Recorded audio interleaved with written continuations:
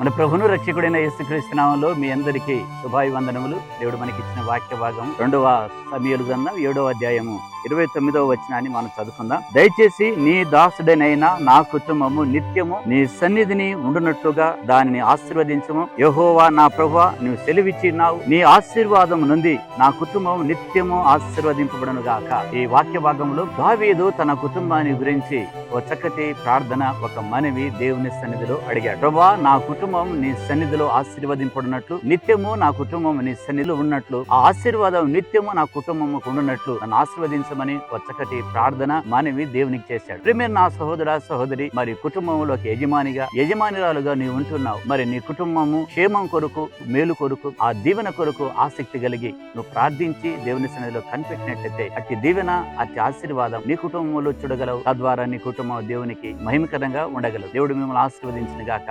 ఆమేన్.